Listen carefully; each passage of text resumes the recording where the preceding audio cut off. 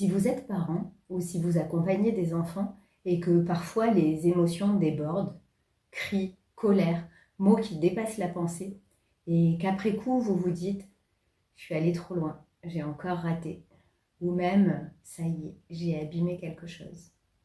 Si ces pensées vous traversent, restez avec moi quelques minutes.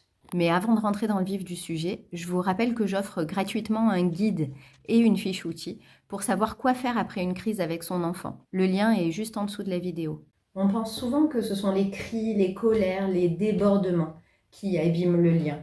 Mais en réalité, ce n'est pas la crise en elle-même. Ce qui abîme profondément le lien, c'est quand, après la crise, il ne se passe rien. Pas de retour, pas de discussion, pas de réparation. Parce que dans ce silence-là, l'enfant ne reste pas neutre. Il cherche à comprendre. Et comme l'enfant n'a pas les clés pour comprendre ce que vit l'adulte, il se raconte une histoire. Ça peut être j'ai été trop, je dérange, mes émotions sont trop grosses. Si l'adulte a explosé comme ça, c'est que j'ai vraiment fait quelque chose de mal. Et parfois, ça va encore plus loin. Il peut se dire je ne suis pas assez bien pour être aimé comme je suis. Il faut que je me contrôle davantage. Ou bien, si je veux être aimé, je dois faire plus d'efforts. Certains enfants peuvent même penser « j'ai mérité ce que j'ai reçu ». C'est normal qu'on me parle comme ça. Je suis nulle. Quand il n'y a rien après une crise pour un enfant, c'est pas juste rien, c'est un vide. Il a vécu quelque chose de fort et personne ne revient l'aider à comprendre ce qui s'est passé. Il ne comprend pas pourquoi ça a explosé. Il n'a pas conscience de la fatigue, du stress, de l'accumulation de l'adulte. Il voit juste une chose. À un moment donné, ça a explosé. Et comme personne ne revient après, il en tire une conclusion très insécurisante. Ça peut exploser à n'importe quel moment. Certains enfants se replient, ils se font petits, ils marchent sur des œufs. D'autres ressentent de l'injustice, de la colère.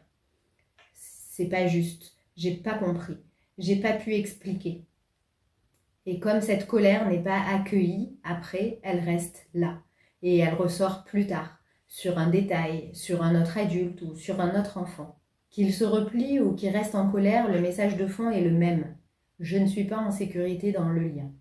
La réparation, c'est pas quelque chose de flou, de compliqué. La réparation, c'est tout simplement ce qui se passe après la crise. C'est trouver, une fois que tout le monde est calmé, un moment pour revenir vers l'enfant.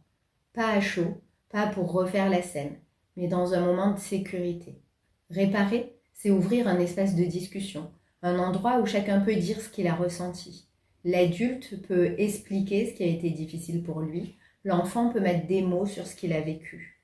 Cela permet à l'enfant de comprendre que la crise n'est pas arrivée parce qu'il est trop ou pas assez bien, parce qu'à ce moment-là, les émotions ont débordé.